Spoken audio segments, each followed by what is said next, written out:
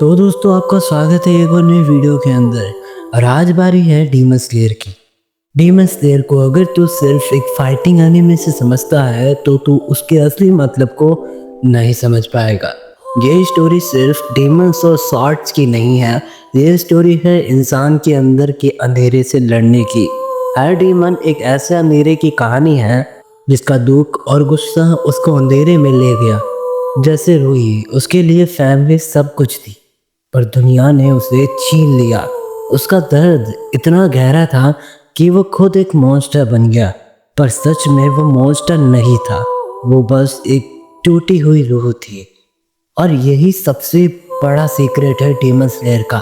Demon slayer का मतलब सिर्फ इवल नहीं होता, वो उन इमोशंस का रिफ्लेक्शन है जिसे इंसान कंट्रोल नहीं कर पाता। जब दुख और गुस्सा हद पार कर जाए तब इंसान खुद अपनी ह्यूमैनिटी खो देता है। मुजान भी कुछ ऐसा ही था, वो डेथ से इतना डरता था कि वो खुद मौत बन गया। सोच, सबसे पावरफुल डीमन भी सिर्फ एक इंसान था जो मरने से डरता था। फिर आता है सन ब्रीथिंग, ये सबसे पुरानी और असली शक्ति है। यह सिर्फ एक फाइटिंग टेक्निक नहीं है, ये एक रिदम ऑफ लाइफ है।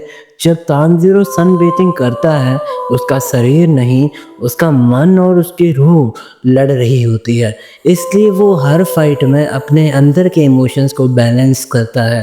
वो सिर्फ डीमन से नहीं लड़ता, वो उनके दर्द को भी समझ पाता है। यही रीज़न है कि तानजीरो सबसे अलग है। उसका वेपन सिर्फ स्वॉर्ड नहीं, एम्पैथी है। वो अपने दुश्मन में भी इंसान देख लेता है। इसीलिए हर फाइट के बाद जब वो रो पड़ता है तब वो जीत नहीं रहा होता, वो बस एक और दुखी इंसान को मुक्ति दे रहा होता है।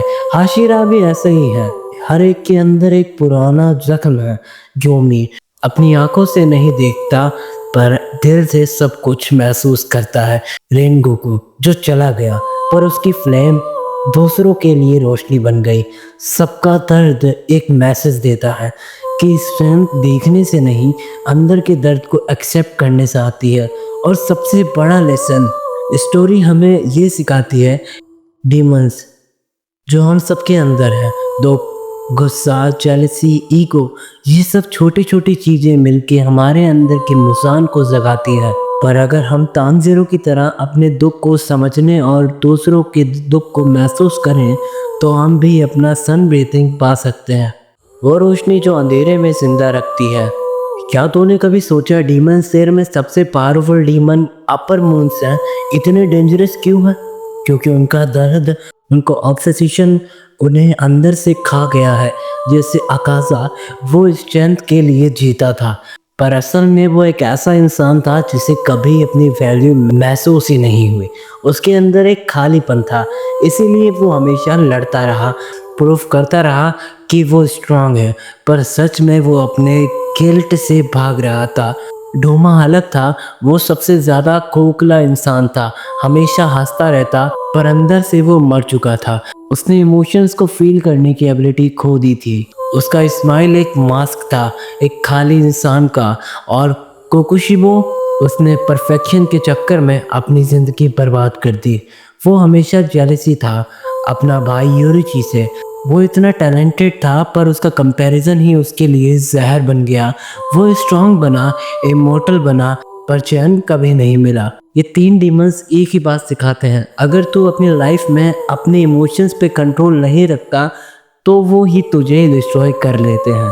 डीमंस बनना सिर्फ ब्लड से नहीं होता, कभी कभी अपने थॉट्स से भी होता है। अब बात करते हैं योरुची की। वो इंसान नहीं, एक चलती फिरती रोशनी था। जब वो लड़ता था उसके अंदर कोई ईगो नहीं था, सिर्फ बैलेंस था। उसका स्वॉर्ड डांस नहीं, एक प्रेयर जैसा था। उसके मूव्स में एंगर नहीं, क्लियरिटी थी।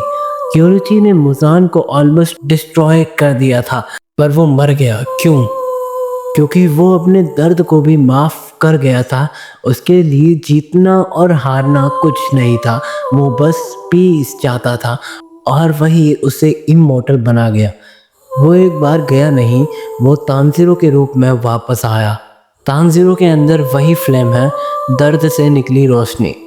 और जब तू डीमंस के लास्ट आर्क को देखेगा तो समझेगा कि ये कहानी लाइफ और डेथ के बीच की एक जर्नी है। डीमंस और ह्यूमंस में कोई बाउंड्री नहीं है, बस एक चॉइस का फर्क है। हर कैरेक्टर एक मैसेज देता है, जैसे रेन गोकू, जीना छोटी लाइफ है पूरी रोशनी के साथ। अकाजा, स्ट्रेंथ बिना इंसानियत बेकार है। तानजीरो, जो देता है मैसेज, दया सबसे बड़ी शक्ति है। आखिर में ये सीरीज हमें ये सिखाती है कि इंसान होने का मतलब है अपने अंधेरे को समझना, उससे लड़ना, पर कभी उसमें खो जाना नहीं। सन ब्रीथिंग का असली मतलब वही है जब तू अपने अंदर के डार्कनेस में भी रोशनी ढूंढ लेता है। तो दोस्तों, कैसी लगी आपको वीडियो?